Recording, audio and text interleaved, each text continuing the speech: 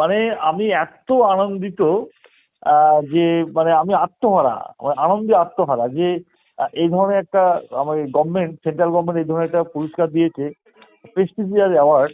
আমি খুবই খুবই খুশি এবং আত্মহারা, আনন্দে আত্মহারা। না, এটা আশা করেছিলাম কেন, আমি এর আগেও তো প্রচুর অ্যাওয়ার্ড পেয়েছি হ্যাঁ, হ্যাঁ, হ্যাঁ, এবং আমি আমি এটা হ্যাঁ, এই হ্যাঁ, জন্য হ্যাঁ। আমি অ্যাপ্লাই করছি।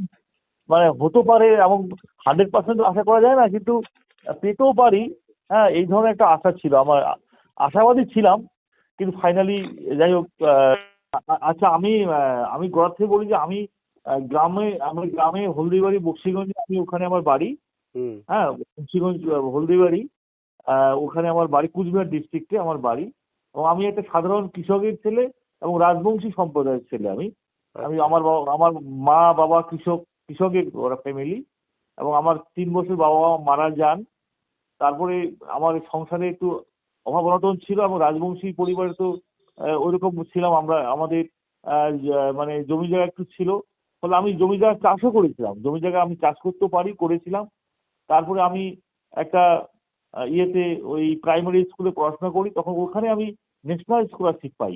হুম। পাওয়ার পরে তখন ওখান থেকে একটু টাকা পয়সা পাওয়া যায়। সেখান থেকে আমি ক্লাস 6 এ অ্যাডমিশন নেই, 5 এ অ্যাডমিশন নেই। এখন আমি ইউনিভার্সিটি, নর্থ ইউনিভার্সিটি এখন কেমিস্ট্রি প্রফেসর হিসেবে আছি আমি। আলিপুরদুয়ার, আমি 2020-তে আমি আলিপুরদুয়ার বিশ্ববিদ্যালয়ের প্রতিষ্ঠাতা উপাচার্য হই।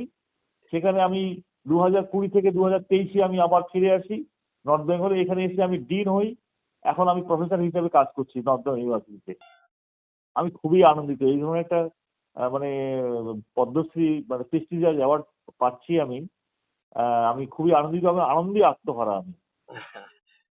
এই অবদান, এই অবদান আমার এক নম্বর বলবো বাবা মা। বাবা মা জন্ম দিয়েছে বলে আমি তার জন্য আমি আমার অস্তিত্ব পৃথিবীতে, এবং তাদের আশীর্বাদে আমি এখানে।